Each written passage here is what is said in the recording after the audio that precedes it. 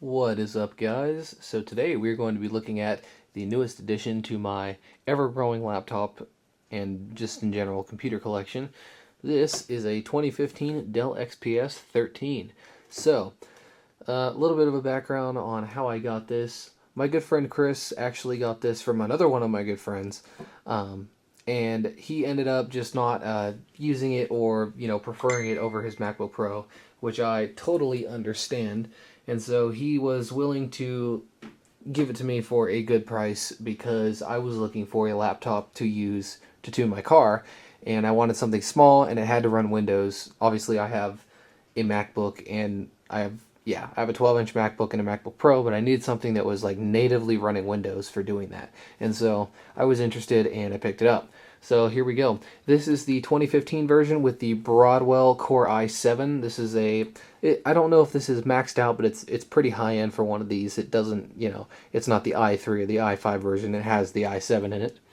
And yeah, this is pretty much made to compete with other sub notebooks in this class, like let's say the 13-inch MacBook Pro and other things like that. It's actually very similar in size to my 12-inch Apple MacBook. However, that is considerably thinner and lighter, but it also has no ports, so it's a little bit less useful. Anyway, as you can see, it's this is one of the first. I'm not exactly sure when this chassis style came out for the Dell XPS, but I believe it was pretty close to 2014, 2015 in that area. But I'm actually a huge fan of this design of computer. Some of you may remember I traded my original 2013 MacBook Pro for a brand new Dell XPS 15, and ultimately I didn't keep it because I couldn't stay on Windows, but I was a huge fan of the build quality and the chassis of this computer. A touch on the build quality. I mean, this is not as good as a MacBook Pro. It's just not. I mean, opening it, you can kind of see that, I don't know, this part is all, soft touch plastic and that type of stuff.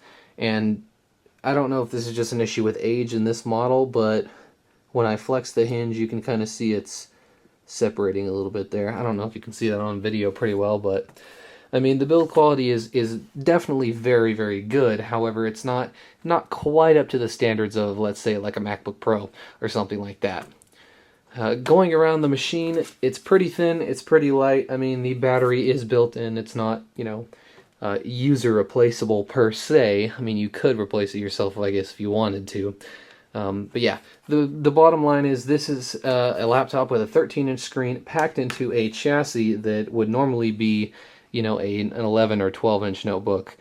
But yeah, so pretty cool. Let's go around. Let's take a look at the ports real quick. I'm going to go ahead and adjust the camera real quick so we can get a good look at those. So this is a little bit of a departure from most Dell notebooks. This does not have the large charge port that a lot like Dell's laptops have had for the past 10-15 years now. This actually has a smaller one. However, they do give you a dongle in the box that allows you to use an older Dell charger with it, so that's pretty nice. There, I believe, we have DisplayPort with the D logo. This is not Thunderbolt. I believe the newer models have Thunderbolt 3. There is a USB 3.0 port, a headphone jack, cough, iPhone, and then the battery charge indicator, much like a MacBook or other laptop like that. Tells you how much charge is in there. That is one of the two small stereo speakers. In the front, all we have is this indicator light. I believe this is the sleep light, and it also illuminates, I think, when it's charging and on. Not entirely sure on that. And then we have a small microphone there. Or actually, we have two microphones in the front. So that's pretty nice. There is our other speaker there, and we have an SD card slot here. And also a second USB 3.0 port. Take notes, MacBook. And then we just have our Kensington lock slot there. The hinge is very reminiscent of, again, like a MacBook design. It's a little bit different, but you know what I mean. It's just kind of dark plastic, and that just kind of reminds me. Down here we just have these two rubber feet, which are pretty nice, and then we have this little flap which houses the product key, the service tag, and other information like that. I'm not going to show you that because, I'm not giving away my keys. So let me go ahead and, again, re-angle the camera in my typical fashion, and I'll go ahead and open it up. We'll talk about the inside. So here you go. So look at the inside of the laptop here. Again, as I mentioned before, it does have this soft touch plastic, which is okay. I mean, it's not great, but for a consumer notebook, it's pretty good. And it kind of just have this little like carbon fiber pattern on it. Not sure exactly if you can see that too well in the camera. Here we have our touchpad, which I'm a huge fan of MacBook touchpads, always have been. They have always had the best touchpad in the world on a laptop. This is pretty decent. I mean, you can actually click the whole thing, you know, much like a MacBook, which is kind of nice. But yeah, there is a right-click button in this area designated by this little line there. The touchpad is okay. It's not great. I am more than happy with it though. The keyboard, pretty decent. I mean, it's a chiclet style keyboard. It's pretty standard, especially these days on a laptop. It doesn't feel too bad. It doesn't have a ton of flex. It actually feels pretty decently solid. And it is backlit on this model, which is kind of nice. This also has the, it's not quite 4K. I forget exactly what the resolution is, but it has the high DPI infinity display, I believe is what Dell calls it. And that includes very, very thin bezels, as you will see in just a moment. Of course, because of this, they had to put the webcam down here, and, you know, a lot of tech reviewers like Linus and stuff have complained about that, and I can kind of see, you know, how that would be the case, because it's kind of an awkward angle, and it kind of looks like the camera's, like, looking up at you, and it's just not really a flattering angle for, like, video calling and stuff, so that's kind of, you know, a con that I can think of with this machine. But as you can see, very, very thin bezels here. It looks quite nice. I really am a huge fan of this type of aesthetic that they got going here. But yeah, pretty darn nice. And of course, it is also a touchscreen, which is cool. I just tend to not use that portion of it. Wow, okay, that was a horrible demo. Oh, okay, there it goes. Yeah, it was just kind of laggy. So it is a touchscreen. I tend to not use that just because of, you know, what I use this thing for, and I also don't like fingerprints on my screen. But yeah, that's another added benefit of this display option. So as you can see down here, backlit keyboard, pretty nice.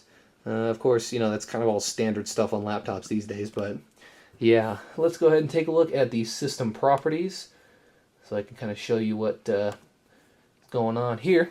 So, as you may be able to tell, I am running Windows 10 Enterprise 2016 long-term support branch on this machine, just because this is kind of a very dedicated use, a single-use computer, and I don't want any like Windows updates or anything else, you know, messing with it, and I don't really care about new features, so I felt that was the best version of Windows 10 to put on here. Anyway, we are looking at a Core i7-5500U CPU, which is of course the Broadwell. That's running at 2.4 gigahertz. We also have 8 gigabytes of RAM on top of that, and like I said, the touchscreen like we mentioned before. I believe this does have a 256 gigabyte SSD in it. Yeah, that's about right. Or 250, you know, somewhere around there, you know, given formatting and stuff. So it's decently quick. I mean, again, I only use this for tuning my car, so I don't really do a whole lot on it, but it's more than adequate for, you know, basic web use, watching videos, that kind of stuff. I'm not exactly sure how editing and stuff will go on this. It is just a dual-core, hyper-threaded laptop, so it's probably not going to be a powerhouse. However, again, it's going to be more than enough for an average user and maybe even a slightly moderate-leaning user. So, yeah, there you go. That's pretty much it. As of how it's held up, this laptop is obviously 3 years old by now, and the only thing I can really see with it in terms of build quality is the hinge does now have some play in it, and it's not like these older Dell laptops where, you know, a common thing was you just tighten up the screws on the bottom or under the, you know, bezel for the hinges. Those days are gone. This is actually just a worn hinge, and this thing was used in college as far as I know, so it was opened and closed quite a lot. And yeah, you can kind of see it flexing the whole right side of the computer there when I do that. But again, that's just something I'm going to have to put up with, and that's really one of the only things, just, you know, the loose hinge and then the flexing on this side from that, which I guess can be considered the same problem. Other than that, I mean, it's pretty solid. There's not a whole lot of flex to it, and yeah, I'm pretty satisfied with it. So that's pretty much it. The battery life, as far as I know, or as far as I've used it, you know, so far, it's pretty darn good. I mean, I've done a lot of stuff on it. I've probably been on it for a total of an hour, and you know, I'm only at 83%. So that's pretty cool. I think you could get easily 3 or 4, maybe even 5 hours out of this. So if you're looking for a laptop for a lot of like battery operated use, this is pretty good. So yeah, that is pretty much it. That's going to wrap up this review. I'd like to thank you guys for watching, and yeah, that's the Dell XPS 13. Let me know what you think in the comments, and don't forget to subscribe. See you guys later.